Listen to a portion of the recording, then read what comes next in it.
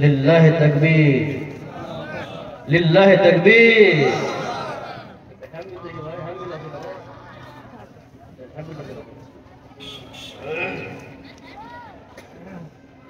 কোরিয়ালি নতুনটলা জামে মসজিদের উন্নতি কল্পে আয়োজিত আজকের এই ধর্মীয় জলসার সুনির্বাচিত সুযোগ্য সম্মানিত সভাপতি মহাশয়, বিজ্ঞাপিত অবিজ্ঞাপিত আকাশের তারকা সাদৃশ্য উলামায়ে কেরাম, তৎসহ আয়োজক কমিটি, পরিচালন কমিটি এবং শ্রোতামণ্ডলীদের প্রত্যেক বয়োজ্যেষ্ঠ, সমবয়স্ক ও বয়োকনিষ্ঠদের জানাই যথাক্রমে যথাযোগ্য শ্রদ্ধা, শুভেচ্ছা ও স্নেহশীষ ভালোবাসা।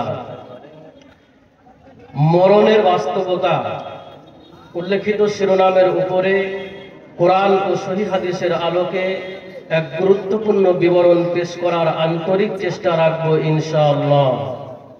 তার আগে একটি কথা, আজকে এই জায়গাতে যতক্ষণ আলোচনা চলবে তারা আপনারা ধৈর্য সহকারে বসে আলোচনা শুনতে পারবেন সবাই ইনশাআল্লাহ। আচ্ছা, এই জলসাটা কি কালকে হবে আর না? তাহলে আজকে একটু কষ্ট আমরা করতেই পারি, তাই না? হ্যাঁ, তো যতক্ষণ আলোচনা চলবে ইনশাআল্লাহ সাথ দেবেন তো, কেউ উঠাউঠি করবেন না তো। যদি কেউ উঠতে চান তাহলে কিন্তু এখনই উঠে বাড়ি চলে যান। বক্তব্যের মাঝে আমি আপনাদের কাছে হাত জোর করে অনুরোধ করছি, বক্তব্য চলাকালীন কেউ উঠাউঠি করবেন না, একান্ত প্রয়োজন ছাড়া। কারণ যদি আমার সাথে আপনার দুশ্মনী থাকে ভাই, যে বক্তব্যের টেস্ট মারতে হবে আমাকে, তাহলে কিন্তু আপনি উঠাউঠি করবেন, ঠিক আছে? আপনি উঠলে আমি বুঝে নেব যে আপনি আমার বক্তব্যের স্বাদ নষ্ট করতে চাইছেন। এটা আমার দুর্বলতা, উঠাউঠি করলে আমি বক্তব্য রাখতে পারি না, কেউ পারবে না। সাজিয়ে গুছিয়ে কথা বলতে হলে আপনাকে সুন্দরভাবে বসে শুনতে হবে। যারা দাঁড়িয়ে আছে ওখানে পিছনে ভাই চলে আসতে হবে, সামনে এসে বসতে হবে, জায়গা আছে কিন্তু অনেক। আপনারা একটু করে এগিয়ে যান, আর না হলে ভাই যারা দাঁড়িয়ে আছো ভাই ওখানে সামনে এসে একটু বসে যাও। আল্লাহর ওয়াস্তে অনুরোধ করে বলছি, সর্বোচ্চ অনুরোধ করে বলছি ভাই বসে যেতে হবে, দাঁড়িয়ে থাকা যাবে না। মরণ সম্পর্কে আপনারা এর আগে আলোচনা শুনেছেন না? অন্যান্য জায়গাতে শুনেছেন না শুনেননি? মরণ একটা কমন বিষয়, একটা সাধারণ বিষয়। ইনশাআল্লাহ আমি চেষ্টা করি সাধারণের মধ্যে কিছু নতুনত্ব দেওয়ার। মরণ এমন একটা বিষয় যে মরণের বিষয়ে পৃথিবীতে কোনো দ্বিমত নেই। মানুষ, আল্লাহ রাব্বুল আলামিন কোরআনে বলছেন যে আল্লাহ প্রথমে আদমকে সৃষ্টি করেছেন, ইয়া আইয়ুহান নাসু তাকু রাব্বাকুমুল্লাযী খালাকাকুম মিন নাফসিন ওয়াহিদা। হে শোনো মানুষেরা, তোমাদেরকে একটা মাত্র আত্মা থেকে সৃষ্টি করা হয়েছে। তোমরা ওই রবকে ভয় করো যেই রব তোমাদের একটা আত্মা থেকে সৃষ্টি করেছেন। একটা আত্মা মানে আদম আলাইহিস সালাম। আদম আলাইহিস সালামকে সৃষ্টি করার পরে আল্লাহ কি করলেন? ওয়া খালাকা মিনহা যাওজাহা, তার স্ত্রীকে সৃষ্টি করলেন আদম থেকে। ওয়া বাসা মিনহুমা রিজালান কাসীরা ওয়া নিসা, এবং তাদের দুইজন থেকে পৃথিবীতে অসংখ্য নর নারী ছড়িয়ে দিয়েছেন। তাহলে মানুষ কোত্থেকে এসেছে বলেন তো? মানুষ সৃষ্টি হয়েছে কি থেকে? মানুষ থেকে। আল্লাহ প্রথমে আদমকে সৃষ্টি করলেন, তারপরে আদম থেকে এবং মা হাওয়া থেকে পৃথিবীতে মানুষ, অসংখ্য মানুষ আল্লাহ ছড়িয়ে দিয়েছেন। তাহলে কোরআন বলছে মানুষ সৃষ্টি হয়েছে, আল্লাহ মানুষ সৃষ্টি করেছেন, এবং সেই আদম থেকে পৃথিবীতে অসংখ্য নর নারী ছড়িয়ে গেছে। আচ্ছা, এরকম মতবাদ কারো আছে না যে মানুষ এসেছে বানর থেকে? হ্যাঁ, কেউ বলছে মানুষ সৃষ্টি হয়েছে বানর থেকে, আল্লাহ বলছে মানুষ সৃষ্টি হয়েছে আদম থেকে। ডিম, ডিম আগে না মুরগি আগে? অর্থাৎ মুরগি থেকে ডিম না ডিম থেকে মুরগি, এ নিয়েও বিশাল মতবাদ, বিশাল মতানৈক্য। কেউ বলছে মুরগি থেকে ডিম, কেউ বলছে না ডিম থেকে মুরগি। যে বলছে মুরগি থেকে ডিম, তাহলে মুরগি কোথেকে হলো? ডিম থেকে মুরগি না মুরগি থেকে ডিম, এ নিয়েও বিশাল ঝামেলা রয়েছে। পৃথিবী কেমন? কেউ বলে পৃথিবী গোলাকার, কেউ বলছে না পৃথিবীর চ্যাপ্টা, কেউ বলে না পৃথিবীর ডিম্বাকৃত ডিমের মতো। এটা নিয়েও মতানৈক্য আছে। পৃথিবীতে অসংখ্য বিষয়ে, অধিকাংশ বিষয়ে মতানৈক্য আছে, মতভেদ আছে, কিন্তু মরতে যে হবে এ নিয়ে কারো মতভেদ আছে? হ্যাঁ, মরতে হবে, মরণ যে হবে এ নিয়ে কারো কোনো মতভেদ দ্বিমত নেই। মরণ হচ্ছে একটা নিষ্ঠুর বাস্তবতা। এত নিষ্ঠুর বাস্তবতা, আপনার মরণের সময় হলে আপনার বাড়ি করা হয়েছে কিনা, আপনার ছেলে মেয়ের বিয়ে দেওয়া হয়েছে কিনা, আপনি সমাজের দায়িত্বশীল মানুষ, আপনি মরে গেলে সমাজ চলবে কি চলবে না, আপনি মরে গেলে আপনার ছোট ছোট বাচ্চারা সব অনাথ হয়ে ভিক্ষা করবে, কিছুই দেখার নেই। মরণের সময় হলে আপনাকে পৃথিবী ছেড়ে চলে যেতে হবে।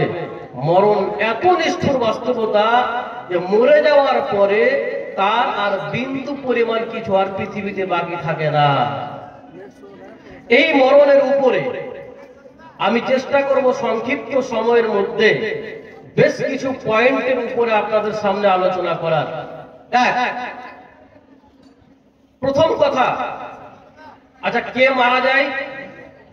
মানুষ মারা যায়, তাই না? আমার সাথে কিন্তু কথা বলতে হবে। আচ্ছা আমি কার সামনে বক্তব্য দিচ্ছি? মানুষের সামনে, তাই তো? আপনারা সব সচেতন মানুষ, আপনাদের আল্লাহ মুখ দিয়েছে কথা বলার জন্য, কান দিয়ে শোনার জন্য। যদি একটু কথা বলে তো সমস্যা কি?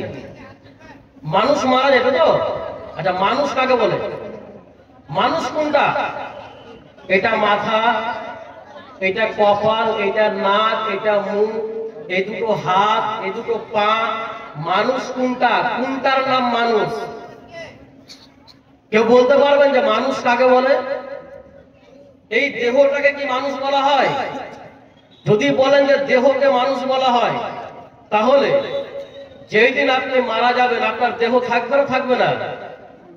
আপনি মরে গেলে আপনার দেহটাকে আকাশে উড়ে চলে যাবে না থাকবে পড়ে? থাকবে। তখন কি আপনাকে কেউ মানুষ বলবে? এখন আপনাকে বলছে, আপনার নাম ধরে মানুষ ডাকবে, আমাকে বলবে মিকাইল সাহেব, কিন্তু আমি যখন মারা যাব সঙ্গে সঙ্গে আমাকে আর কেউ মিকাইল বলবে না। তখন কি বলবে? লাশটা কোথায় আছে গো? লাশকে গোসল দেওয়া হয়েছে না হয়নি? লাশ কখন নিয়ে যাওয়া হবে? এই যে লাশ, এখন হচ্ছে নাশ। এখন কি আমরা নাশ? নাশ মানে মানুষ। আর দেহ থেকে আত্মা বেরিয়ে গেলে তখন কি হয়ে যাব? লাশ। দেখেন, তাহলে দেহকে কিন্তু মানুষ বলা হয় না। মানুষ কোনটা? দেহর সাথে আত্মার অ্যাটাচ।